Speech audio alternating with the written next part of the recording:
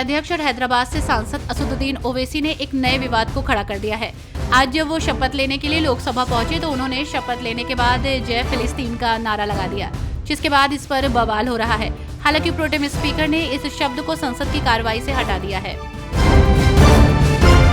मुख्यमंत्री अरविंद केजरीवाल को Delhi high court से मंगलवार को राहत नहीं मिली है। कोर्ट ने निचली अदालत के दिल्ली सीएम को जमानत देने के फैसले पर रोक लगा दी है। दिल्ली हाई कोर्ट के ईडी की उस याचिका को स्वीकार कर लिया गया है जिसमें आबकारी नीति घोटाले से जुड़े मनी लॉन्ड्रिंग मामले में अरविंद केजरीवाल को निचली अदालत के जमानत आदेश पर रोक लगाने की मांग की गई थी।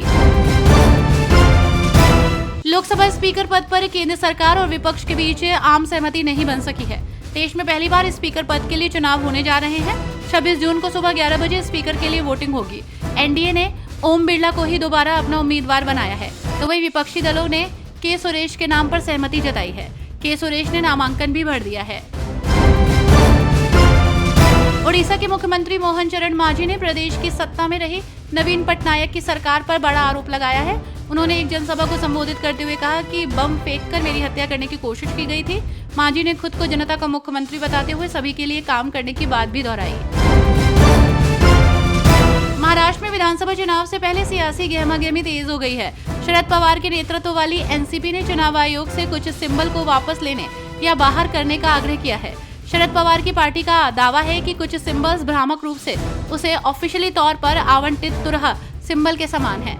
एनसीपी के तर्क दिया है कि निर्दलीय उम्मीदवारों को तुरही या तुतारी जैसे मिलते जुलते इस सिंबल को आवंटित करने से पार्टी को काफी नुकसान हुआ और ये सभी को समान अवसर देने के सिद्धांत के खिलाफ है। राष्ट्रीय जनतांत्रिक गठबंधन में भले ही भारतीय जनता पार्टी के पास सबसे ज्यादा विधायक हों, लेकिन विधानसभा चुनाव वो मुख्यमंत्री नीतीश कुमार के नेतृत्व में ही लड़ेगी। पार्टी के केंद्रीय नेतृत्व ने फिर से ये बात स्पष्ट कर दी है। 2020 के विधानसभा चुनाव में जिस तरह से एनडीए उम्मीदवार सीएम नीतीश कुमार के नेतृत्व में चुनावी मैदान में उतरे थे, उसी तरह इस बार यानी कि 2025 के चुनाव में भी उतरेंगे।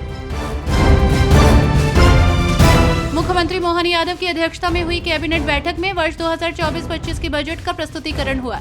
इसके लिए प्राविधानों पर सहमति जताई गई है। बैठक में बड़ा निर्णय ये लिया गया है कि अब मंत्रियों का इनकम टैक्स राज्य सरकार नहीं स्वयं मंत्री भरेंगे। इस बैठक की जानकारी मंगलवार को कैबिनेट मंत्री कैलाश विजयवर्गीय ने दी। उन्होंने बताया कि अभी तक सामान्य प्रशासन इनकम टैक्स भरता था। महाराष्ट्र विधान परिषद की 11 सीटों पर चुनाव घोषित कर दिए गए हैं। आज से नामांकन भरे जाएंगे और 12 जुलाई को सुबह 9 बजे से शाम 4 बजे तक मतदान होगा। उसी शाम चुनाव नतीजे भी घोषित किए जाएंगे। इस चुनाव में महाराष्ट्र विधानसभा के विधायक मतदान कर विधान परिषद में अपना प्रतिनिधि चुनेंगे। महाराष्ट्र विधानसभा का कार्यकाल इस साल 23 नवंबर को समाप्त हो रहा है।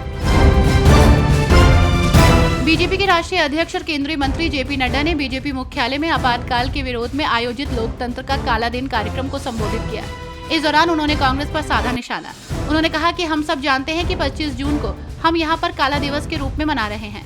इमरजेंसी को याद करने का और प्रजातंत्र का गला घोटने का जो कुत्सित प्रयास हुआ था, उसे जनता के सामने लाने का भाजपा प्रयास कर रही है और सारे देश में इस तरीके का कार्यक्रम कर रही है। केरल में बीजेपी के इकलौते सांसद सुरेश गोपी ने केरल विधानसभा में राज्य का नाम बदलने के प्रस्ताव पर अपनी प्रतिक्रिया दी। उन्होंने कहा कि मुझे कुछ नहीं कहना है, ये उनकी इच्छा और अधिकार है और वे ऐसा करेंगे। अगर वो वैध है तो ऐसा होगा, ये चर्चा का विषय नहीं है। बीजेपी सांसद और केंद्र में मंत्री सुरेश गोपी ने कहा कि अधिकारी केरल के लोगों की इच्छा का ख्याल रखेंगे।